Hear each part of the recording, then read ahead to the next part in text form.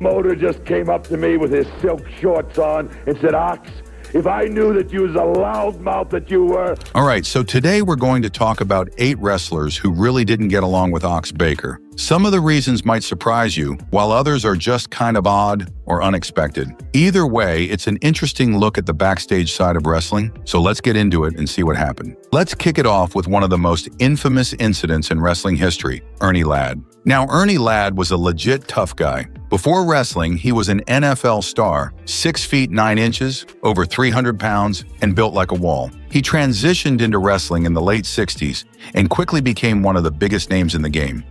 And his feud with Ox Baker, it was the stuff of legend. In 1974 in Cleveland, things got completely out of hand.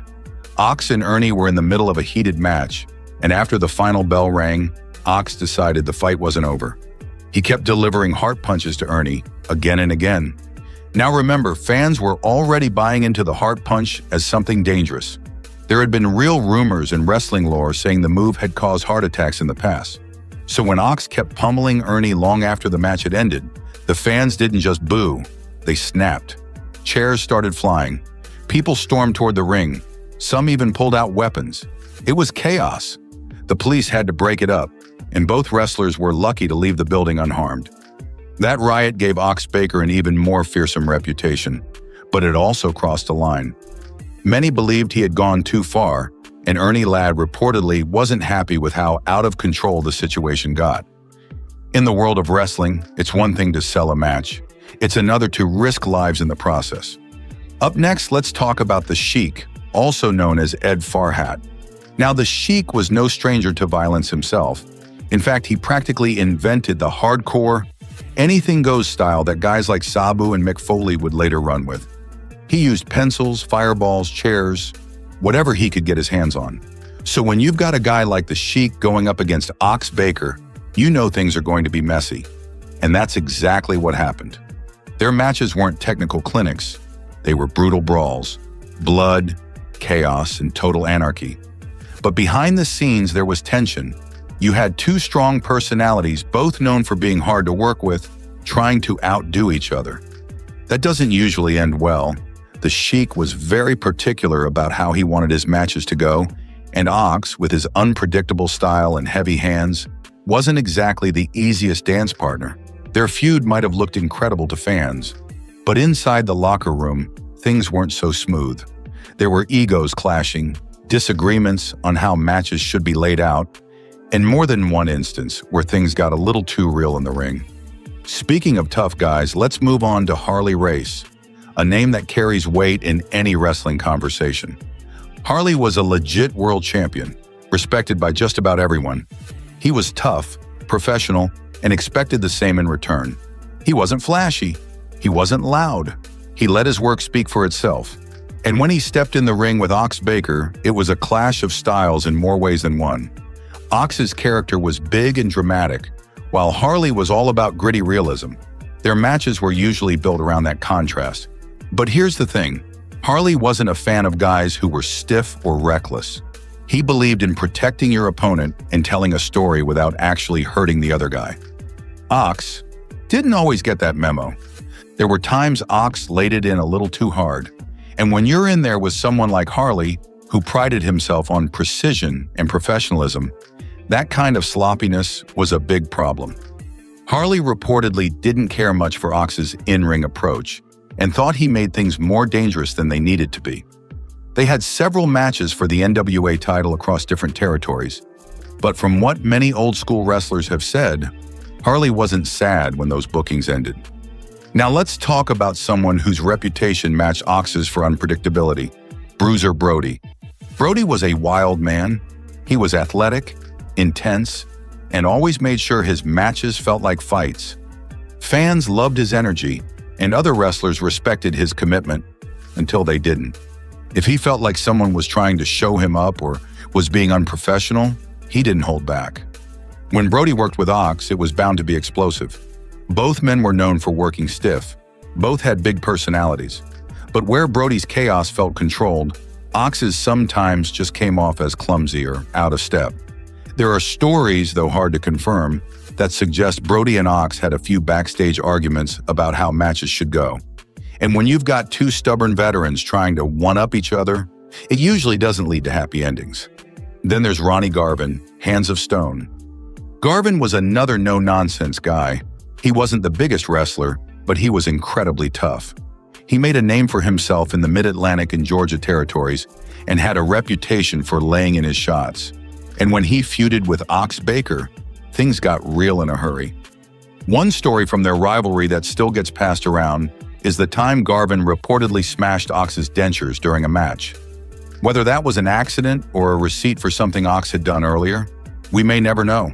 But what's clear is that Garvin wasn't someone to mess with, and when he felt Ox crossed a line, he made sure to send a message. Their feud got intense, and it was one of those rivalries that felt like there was a little extra real emotion behind every move. Garvin, like others on this list, just didn't have a lot of patience for guys who didn't take care of their opponents. And Ox, with his aggressive heart punch and wild swings, often came off as careless. And then comes Dusty Rhodes, the American Dream. Dusty was a master of storytelling. He could connect with the crowd like no one else. His promos were electric, and in the ring he told stories that had fans living and dying with every near fall.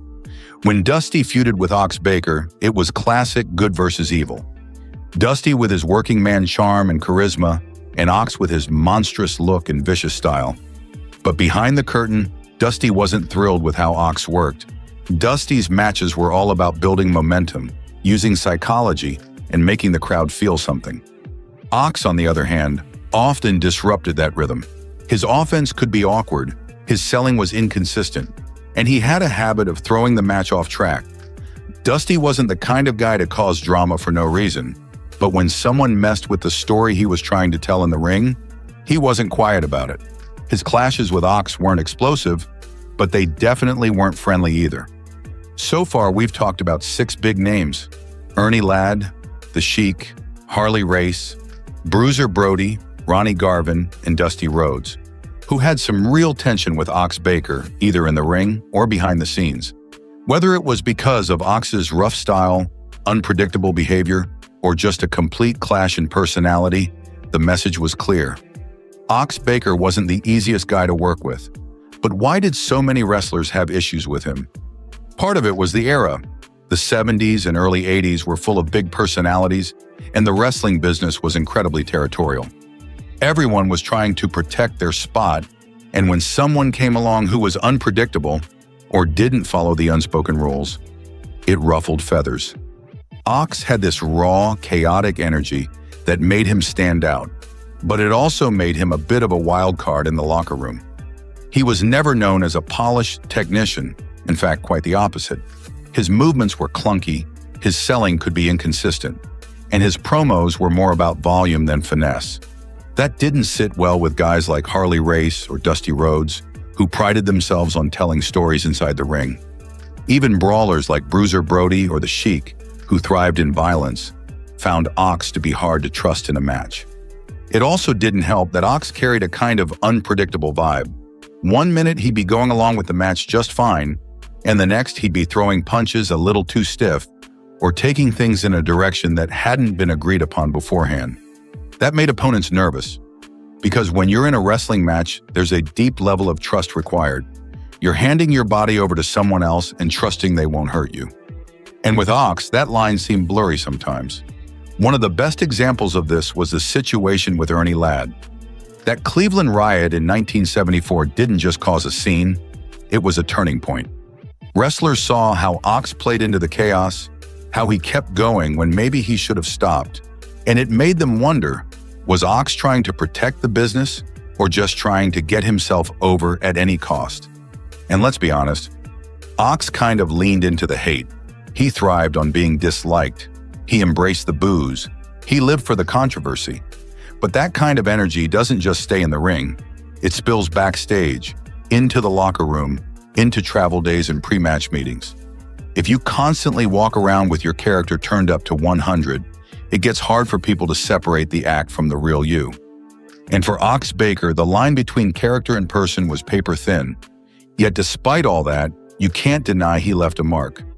Fans remember Ox Baker.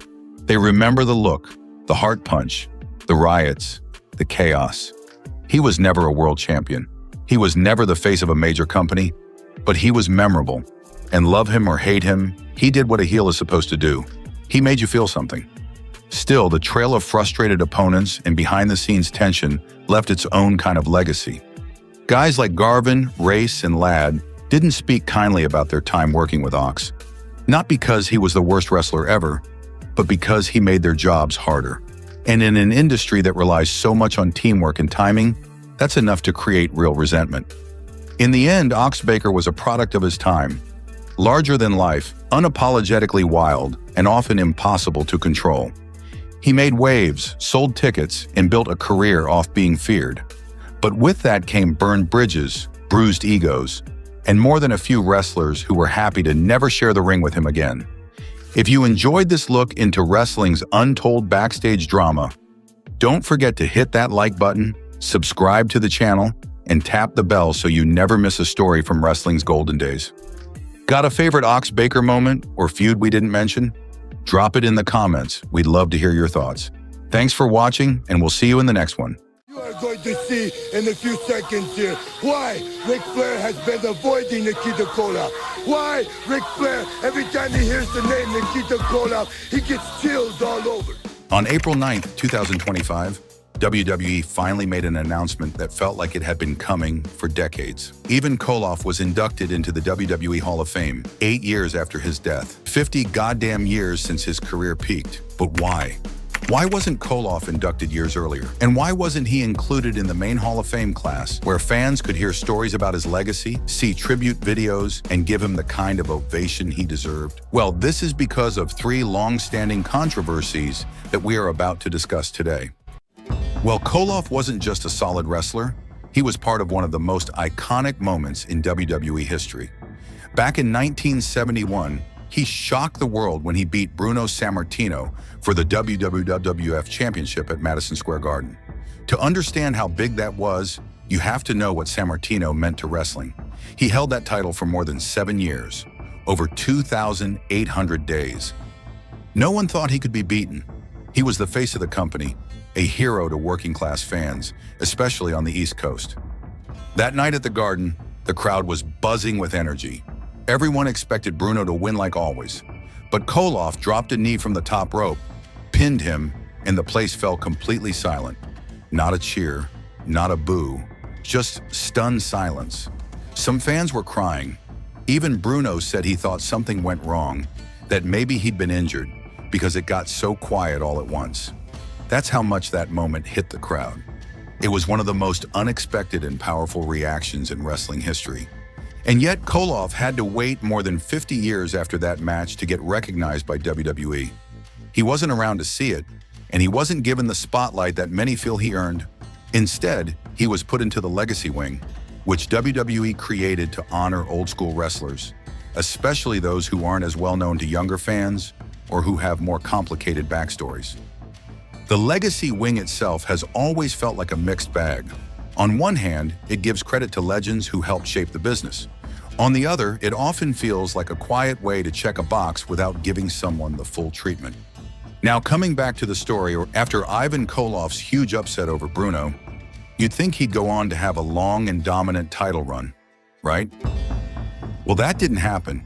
Koloff held the WWF Championship for just 21 days, less than a month.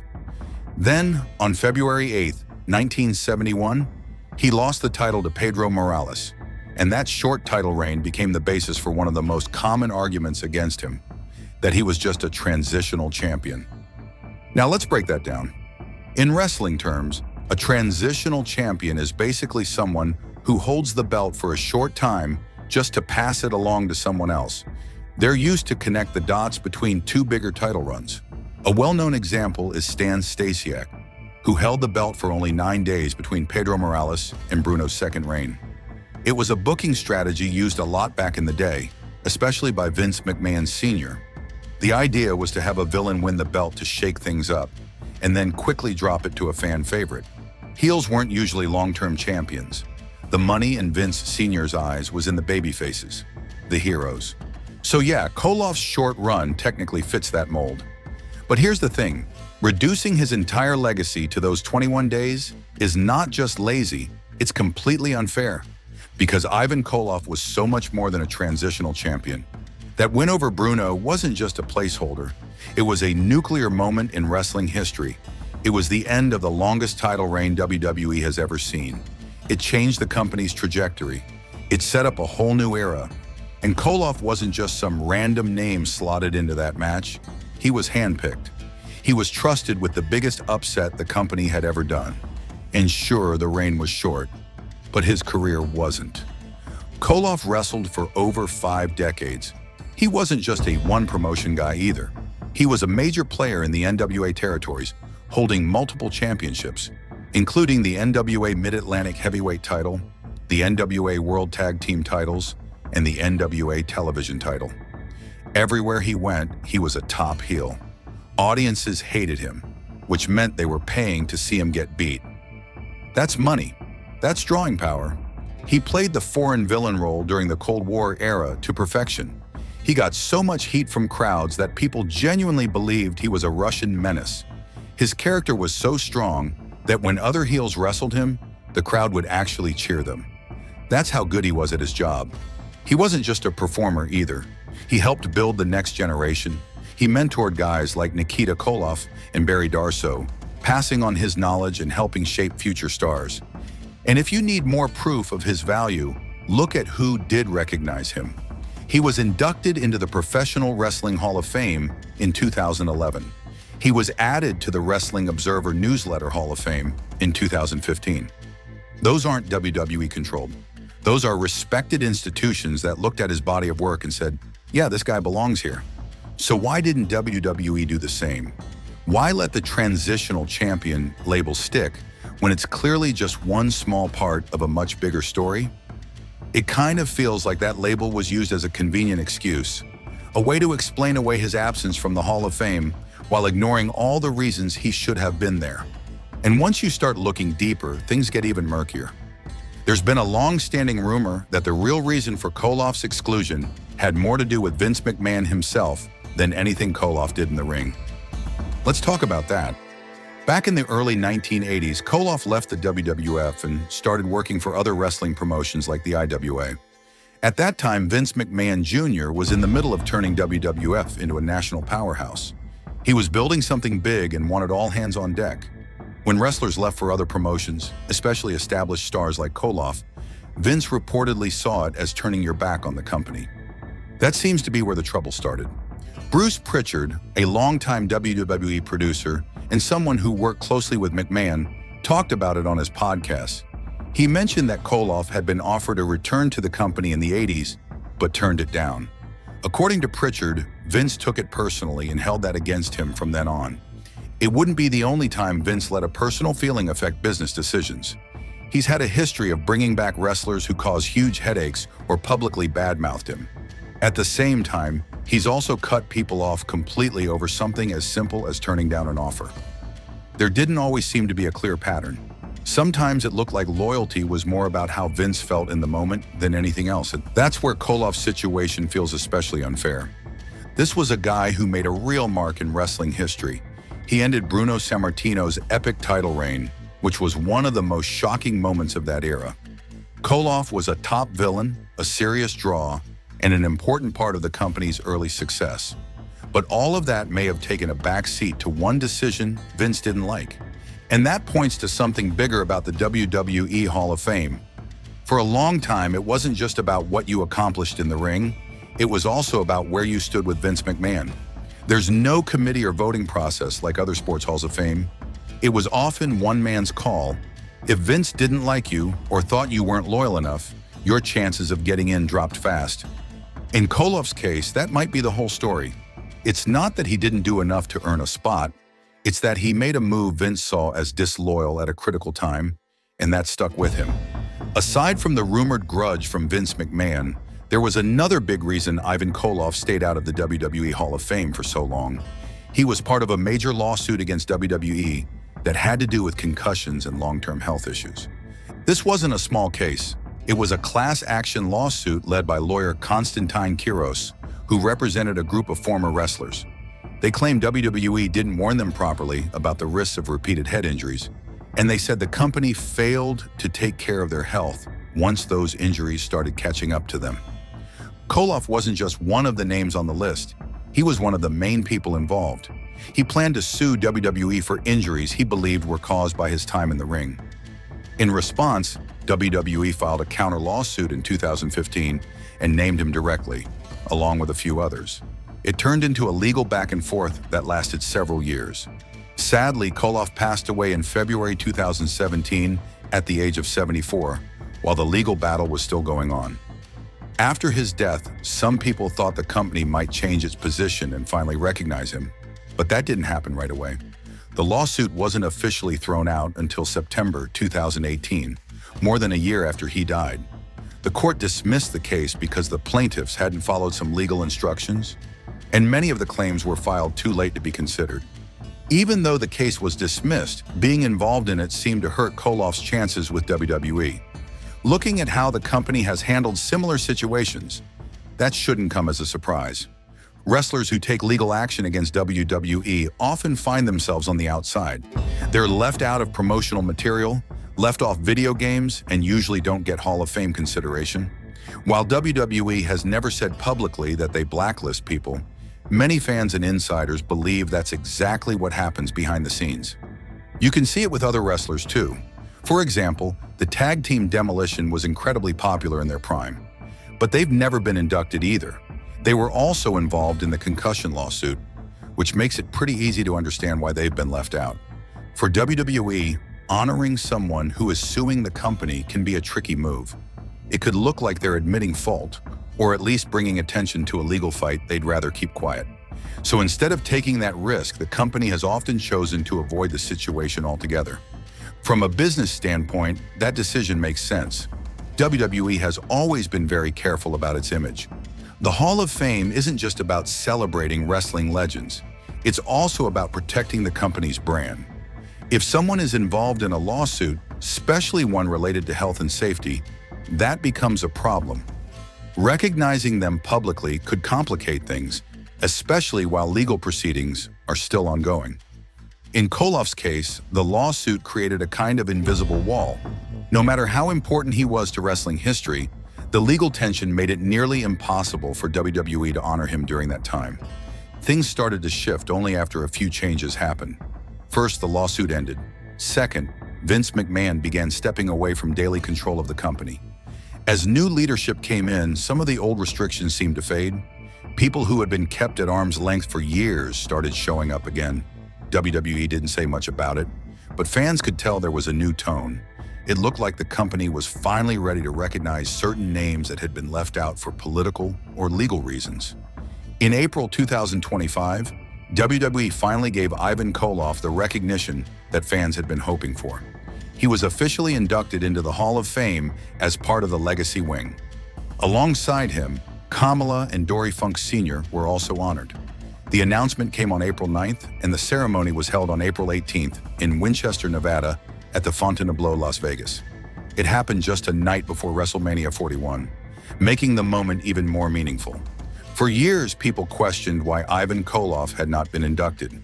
He played a major role in wrestling history. He was the one who ended Bruno Sammartino's historic title reign, a moment that shook the wrestling world and marked a huge shift in the industry. Still, Koloff was often overlooked when it came to WWE's Hall of Fame. Fans and wrestling historians brought up his name time and time again, hoping the company would one day give him the credit he deserved. In the past, WWE's Legacy Wing wasn't handled with much care. Inductees were barely acknowledged. Their names would appear in short video clips during the ceremony, and families were often not even informed ahead of time. It felt rushed, distant, and almost like an afterthought. Many criticized the way it was done. That changed in 2025. WWE brought the Legacy Wing back with a new and improved approach. This time, inductees were announced before the event. Their families were invited to the ceremony and recognized during the show. It made a huge difference. Even Koloff's family attended and expressed how honored they felt. They said it gave them a chance to celebrate his memory and keep his legacy alive for future generations. While most people were happy about the induction, there were still some who felt it should have been a main Hall of Fame spot. They believed that Koloff's impact on wrestling was too big to be limited to a side category. But others saw this as a step forward. With WWE now under different leadership, the company seems more open to revisiting its past and doing right by those who were previously left out. Koloff's induction felt sincere. It wasn't flashy, but it was respectful and meaningful. After years of waiting, he finally received the honor that had been missing. For his fans, his family, and for the history of wrestling, it was a moment that truly mattered. If you love wrestling history and stories like this, make sure to like this video, subscribe to the channel, and drop a comment below. What do you think about Ivan Koloff's induction? Should he have been in the main Hall of Fame class? Let us know your thoughts. Tonight will be the second time that I've ever been a partner of Pat O'Connor's. 3 years ago in St. Louis, Pat O'Connor and I beat Harley Race and Terry Funk. Why Dick the Bruiser got banned from venues is a wild story all by itself. This guy didn't just wrestle, he started full-blown riots. Yeah, actual chaos in the arenas. And believe it or not, that's what got him kicked out of some places for good. But that's just the beginning. His brutal fights and intense, no-nonsense attitude only added fuel to the fire. So buckle up. This one's packed with drama. Let's dive in. It all came to a head one night in November 1957. This is where things went off the rails, fast. Picture this, Madison Square Garden, one of the most famous arenas in the world, packed with fans buzzing with excitement. Dick the Bruiser and his tag team partner, Dr. Jerry Graham, were set to face off against Antonino Rocca and Edouard Carpentier. Now, Rocca was a massive star in New York at the time, and fans adored him. Emotions were running high before the bell even rang. The match started intense, and the tension only grew from there. But what happened after the match is what really made history. A real fight broke out between the two teams. This wasn't scripted or part of the show. It was the real deal. And to make matters worse, it spilled into the crowd. Chairs started flying, punches were thrown everywhere, and before long, a full-blown riot erupted right there in Madison Square Garden. We're talking hundreds of broken chairs, injuries, and complete chaos. 2 policemen were injured trying to calm things down, and 2 fans were arrested. This wasn't just some wild moment in wrestling. It became a citywide issue. New York State Athletic Commission didn't waste time. They banned Dick the Bruiser for life. That's right, he was never allowed to wrestle at Madison Square Garden again. Just like that, one of the biggest wrestling venues in the country was off limits to him forever. And that was just one of his early run-ins with serious trouble. You'd think something like that might have made Dick the Bruiser tone it down. But not this guy. In fact, as the years went on, he only doubled down on his tough guy image. To him, being feared wasn't a bad thing. It was part of the act, or at least part of his act. The line between entertainment and real violence got blurrier and blurrier, and sometimes even his fellow wrestlers didn't know what to expect.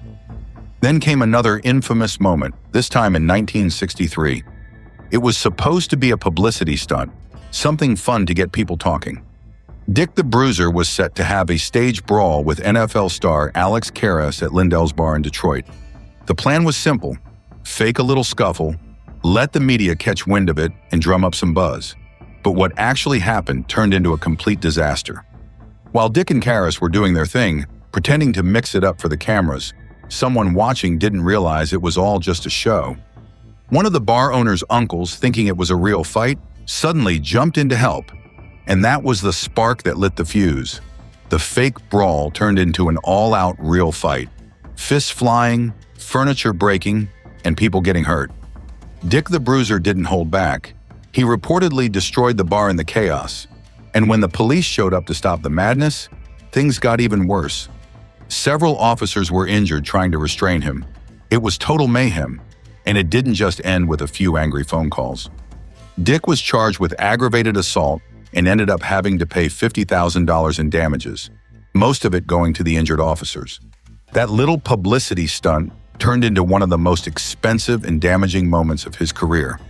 Now, when most wrestlers cause that kind of trouble, their careers usually take a serious hit. But Dick the Bruiser, he somehow managed to turn it into part of his legend. People expected him to be wild, unpredictable, even dangerous, and he leaned into it. Fans believed he was the real deal, a guy who could tear through anyone, inside the ring or out. And in many ways, he was. He didn't just play a tough guy on TV. He was a former football player with a real reputation for fighting.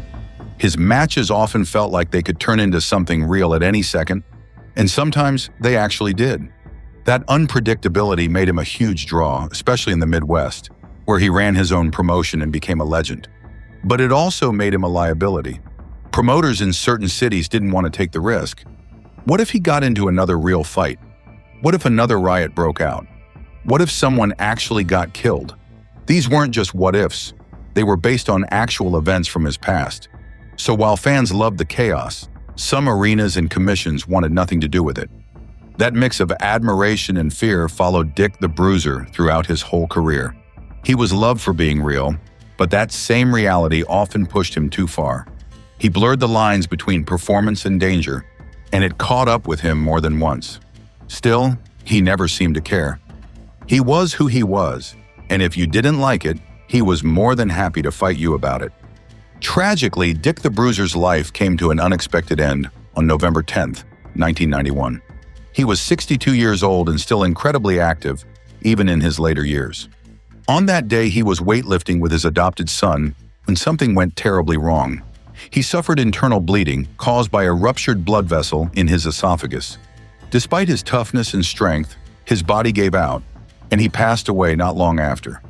It was a shocking and sad end for a man who had seemed almost invincible for so long. Now, how about we hit rewind and walk through the highlights of his wild career?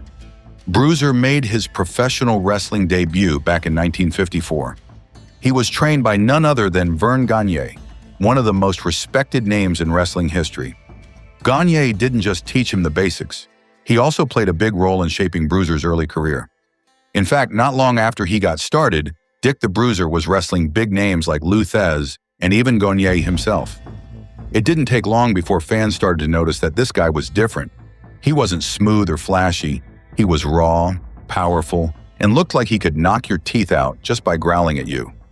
By 1955, he was wrestling in Chicago under the name Dick the Bruiser, and it stuck like glue. His reputation started to build fast, especially in places like Detroit. Every Thursday night, fans would tune in to watch him wrestle live on TV. And his matches always followed the same formula. He'd face some young up-and-comer who barely stood a chance, and then proceed to absolutely demolish them. Week after week, it was like watching a bulldozer flatten whatever unlucky soul stepped into the ring. People loved it. His intense interviews, combined with the destruction he caused in the ring, made him a household name across the Detroit area. It was pure entertainment, and back then, not everyone knew exactly what was real and what was staged. That mystery only added to the drama. But not every match went his way. He had one famous loss on live TV against Cowboy Bob Ellis. It was a big deal at the time, but Bruiser didn't take that loss lying down. In two big rematches at the Olympia Stadium in Detroit, Bruiser came back with a vengeance and beat Ellis clean, proving he wasn't someone to mess with. Then came one of the wildest and most talked about incidents in wrestling history, the infamous bar fight with NFL star Alex Karras. This was back in 1963.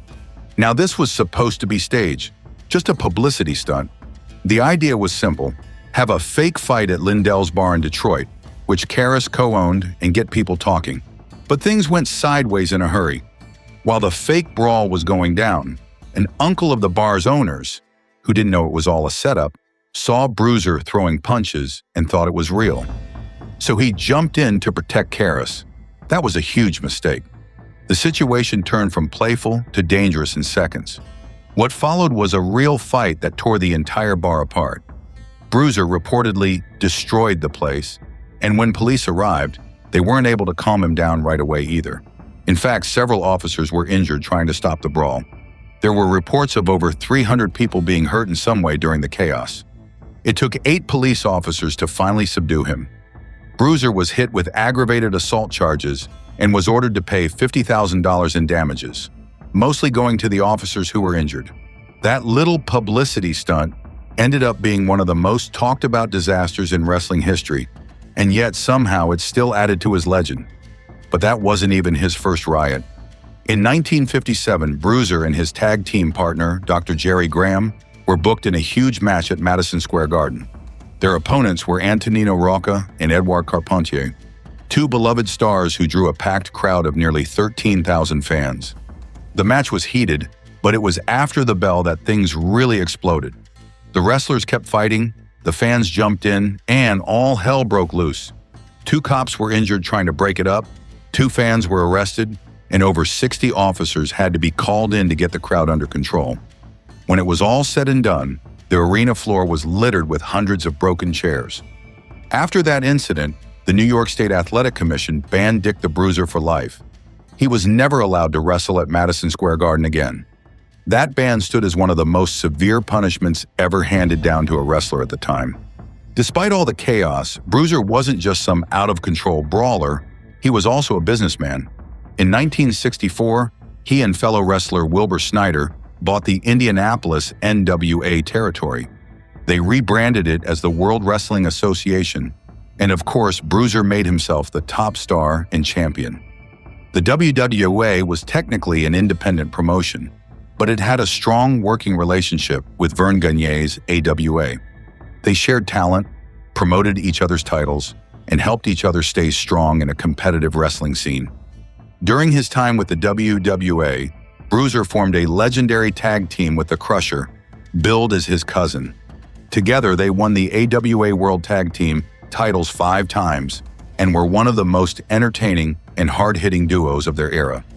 Bruiser also played a key role in giving legendary manager Bobby Heenan the nickname The Weasel, a name that stuck with Heenan for the rest of his career. The WWA ran from 1964 until 1989, but eventually the wrestling world changed. The rise of Vince McMahon's World Wrestling Federation took over television, talent, and ticket sales across the country. As more and more fans started tuning into WWF shows, smaller promotions like the WWA began to fade away. Bruiser finally called it quits when he saw the writing on the wall. Still, his popularity in Indianapolis never faded. With his rough voice, no-nonsense persona, and past as an NFL player, he became a cross-media star in the city. He even inspired local celebrities. David Letterman, who grew up in Indianapolis, was such a big fan that he named his show's band the World's Most Dangerous Band, a nod to Bruiser's nickname, the World's Most Dangerous Wrestler. Even after retirement, Bruiser stayed connected to the business. He became a color commentator for the Gorgeous Ladies of Wrestling, a women's promotion founded by David McLean, who had actually gotten his start working under Bruiser in the WWA. Bruiser also worked as a talent agent for WCW and served as a special guest referee at the 1990 Starrcade main event between Sting and the mysterious Black Scorpion. And that's a wrap for today's video. Make sure to like, hit subscribe, and we'll catch you again soon. Bye for now. Big Papa Pump was one of the wildest personalities in pro wrestling. He stood out right away. Big muscles, bleached blonde hair, chainmail headgear, loud sunglasses, and even louder promos. Some people thought he was entertaining. Most straight away hated him. But was that hate really about his wild personality, or was there something more intense? To find out, we'll have to start from the beginning. Well, early in his career, Scott was seen very differently. He was a serious athlete with real wrestling skills. He wrestled at the University of Michigan and was even an NCAA All-American. That wasn't some gimmick. He brought that same skill into pro wrestling and teamed up with his older brother Rick to form the Steiner Brothers. Fans loved them. They were fast, powerful, and worked like a well-oiled machine. They traveled the world, racked up championships in Japan, and won titles in the US. At that point, Scott wasn't seen as crazy or unpredictable. He was just really good at what he did. But over time, things started to change. In 1998, during a tag match in WCW, Scott turned on Rick. 1 second they were fighting side by side, the next Scott was attacking his brother and joining the NWO. Fans were stunned. It was a huge moment, not just because the team was over, but because Scott was now heading into a new phase of his career, and he wasn't holding anything back. That's when Big Papa Pump was born. He packed on even more muscle, dyed his hair, started wearing chainmail, and cut wild promos full of yelling, insults, and strange catchphrases. Some of it didn't even make sense, but that didn't stop him. If anything, it made fans talk about him even more.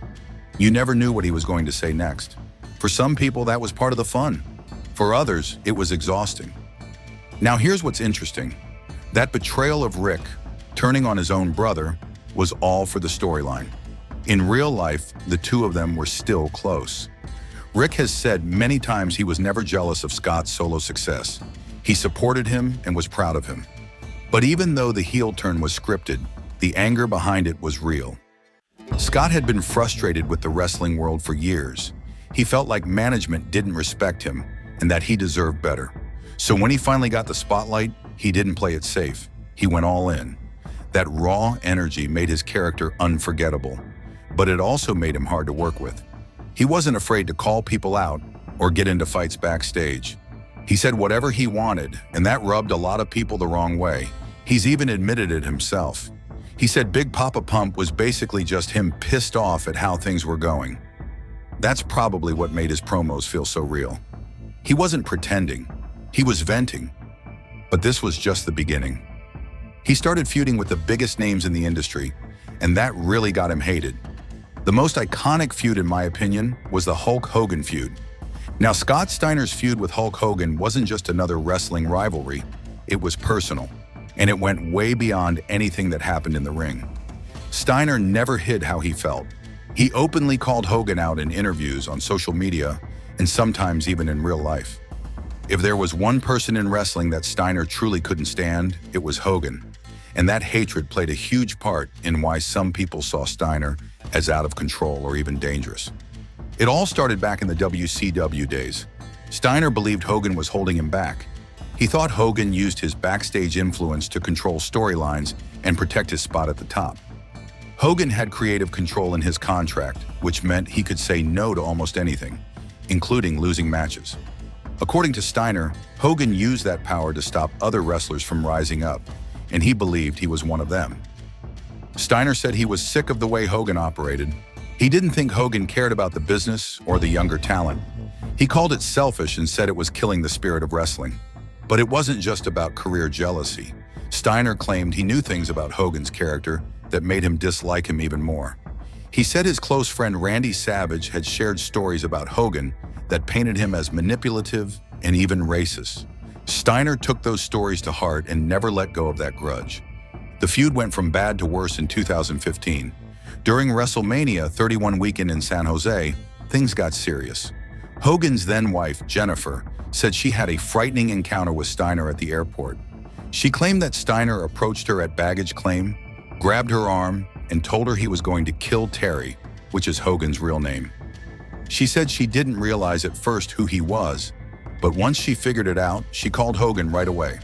Hogan flew into San Jose the next morning and filed a police report. The police launched an investigation and pulled surveillance video to try and confirm what happened. After that, WWE made the decision to ban Steiner from all WrestleMania weekend events. Hogan requested the ban, and WWE backed him up. That included keeping Steiner out of the Hall of Fame ceremony, which hurt even more considering that his late friend Randy Savage was being inducted that year. Steiner wasn't quiet about any of it. He denied the whole thing. He said he never touched Jennifer Hogan and definitely didn't threaten anyone. According to him, the only thing he did was call Hogan out over the Hall of Fame induction.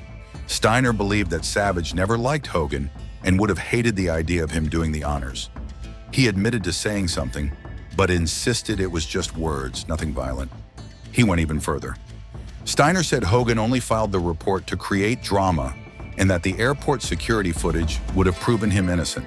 He also accused Hogan of backing down once he realized there was no proof of what he claimed. Steiner called him a coward and said it was just another example of Hogan playing the victim while causing the real problems behind the scenes. Nothing ever came of the police report. Steiner wasn't arrested and no charges were filed, but the story had already spread and the damage to his reputation was done. Whether the incident happened exactly the way Jennifer Hogan described it or not, it added to the idea that Steiner was unpredictable and aggressive. That's the thing about situations like this. Sometimes the facts matter less than the perception. Steiner already had a reputation for being intense and confrontational. So when a story like this came out, people were quick to believe it, and WWE's decision to ban him from the event made it look even worse.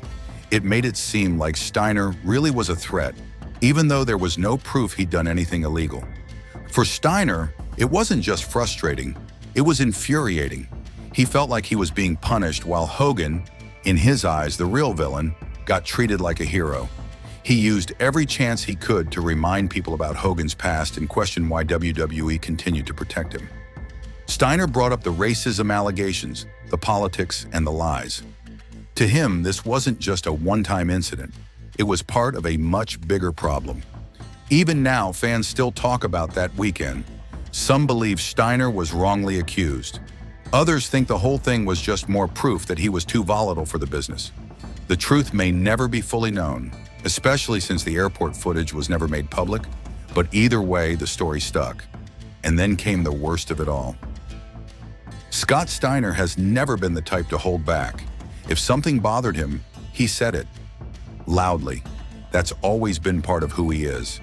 And during his time with TNA, or Impact Wrestling, as it's now known, that part of him came out in full force.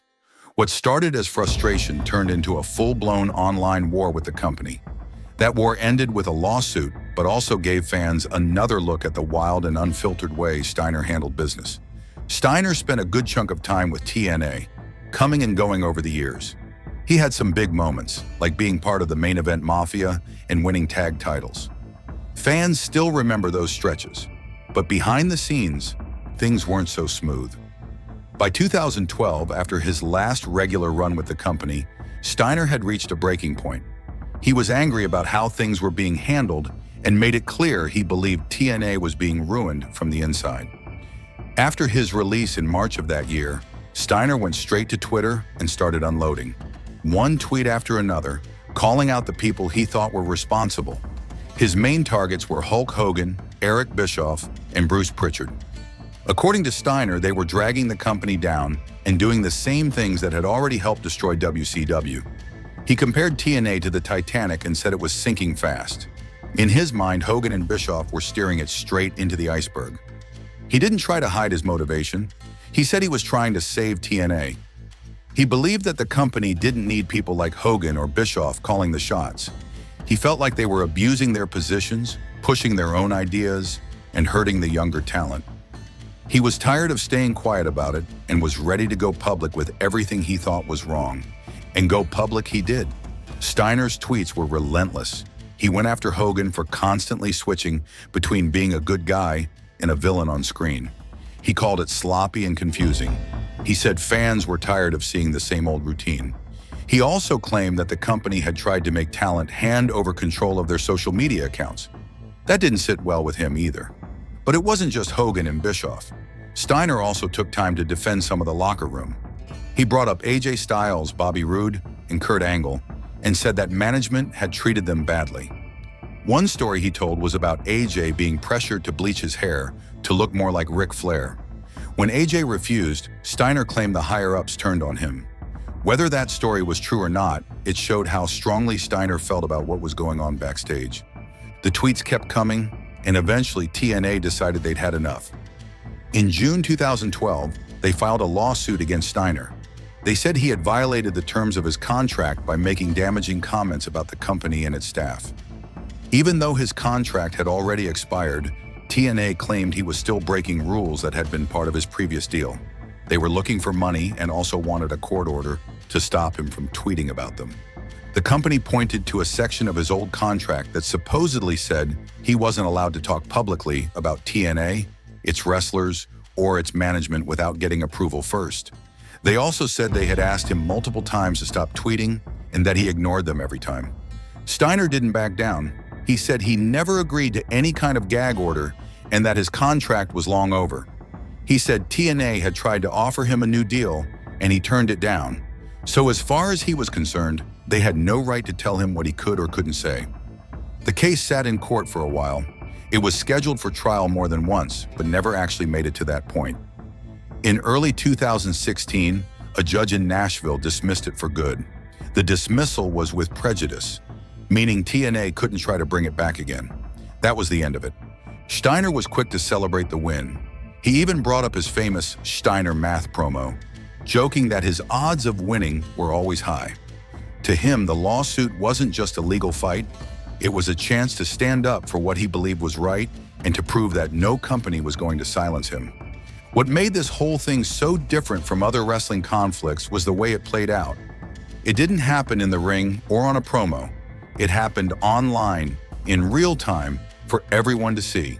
Fans didn't have to wait for the next show, they just had to refresh Twitter. Overall, Scott Steiner's career has always been one that got people talking. Fans were drawn to him for all kinds of reasons. Some loved his crazy look, with the massive muscles and chainmail. Others got a kick out of his wild promos, especially the Steiner math one that turned into a cult classic. It didn't always make sense, but it was unforgettable. That was kind of the point. He was loud, over the top, and never afraid to say exactly what was on his mind. Even when he played the bad guy, people found him entertaining. He had a way of getting under your skin, but you still wanted to hear what he would say next. Catchphrases like, "Holler if you hear me," became fan favorites. And even with all the chaos around him, plenty of fans thought he was smarter than he let on. Some even called him a genius. Others felt he was one of the most underrated wrestlers out there, especially when it came to his early in-ring work and how he could come up with stuff that nobody else dared to do or say. A lot of fans also agreed with him when he took shots at people like Hulk Hogan and Eric Bischoff. They saw Steiner as someone who wasn't afraid to call out the politics and the ego trips behind the scenes. Whether it was in WCW, WWE, or TNA, he always seemed to be the guy saying what others were thinking but didn't dare to say out loud. Steiner's whole career felt like a mix of jaw-dropping moments and head-shaking drama. He wasn't just a performer, he was a character that kept pushing boundaries, both in and out of the ring. That's part of what made him so divisive. Some people loved him for being honest and real. Others thought he was too much. Either way, he made an impact. Even when he got into fights with management, got banned from shows, or found himself in legal trouble, Steiner kept showing up and doing things his way. That defiant attitude became part of his image. He was the loose cannon who might say anything at any time, and fans couldn't look away. Sometimes it caused problems. Other times, it just made him more popular. And despite everything, Steiner still made it into the WWE Hall of Fame. That says a lot. He spent years going against the system, fighting with big names, and saying things the company probably didn't love. But his legacy was just too big to ignore. He earned his spot not by playing it safe, but by doing everything the hard way. You didn't have to like him, but you remembered him. And in wrestling, that's what really matters. If you enjoyed this deep dive into the wild world of Scott Steiner, make sure to hit that like button and subscribe for more wrestling stories like this. Got thoughts on Steiner? Love him? Hate him? Drop your take in the comments. We'd love to hear it.